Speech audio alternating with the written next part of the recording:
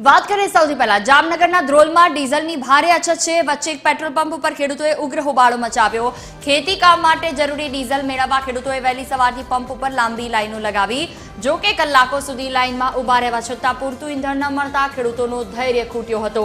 અછતથી કંટાળી ગયેલા એક યુવાન ખેડૂતે ગુસ્સામાં જાવીને પોતાનો જ કેરબો તોડી નાખી રોષ ઠાલવ્યો।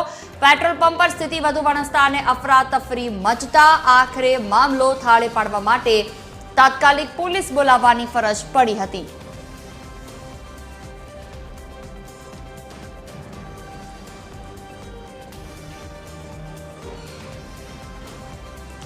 વધુ વાતચીત કરવા સંવાદદાતા સલમાન અમારી સાથે ફોન લાઈન પર જોડાયા છે। જી સલમાન, ક્યારનો આ કિસ્સો છે, હાલ શું સ્થિતિ છે ત્યાં?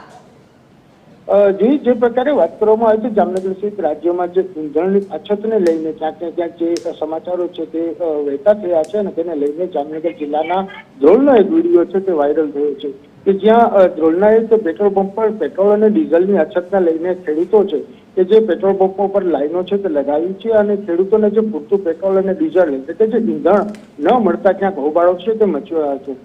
લાઈનમાં ઉભા રહેલા જે ખેડૂતો છે તે રહેવા છતાં જે ડીઝલ ન મળતા ખેડૂતોએ જે કહી શકાય કે જે ઈંધણ ભરવા માટેના જે સામાન હોય છે કેરબા સહિતનાઓ તે તોડી નાખ્યા હોવાનો વિડીયો છે તે વાયરલ થયો છે અને આ ઈંધણની અછતને લઈને ધ્રોલમાં જે લાઈન લગાવી કંટાળી ગયેલા જે ખેડૂત છે તેણે આવી રીતે પોતાનો ગુસ્સો છે તે ઠાલવ્યો હતો। જો કે પેટ્રોલ પંપ સંચાલક દ્વારા આ સમગ્ર મામલે જે હોબાળો થતા જ પોલીસને બોલાવવા પડી હતી અને પોલીસ દ્વારા સમગ્ર મામલો છે તે થાળે પાડવામાં આવ્યો હતો।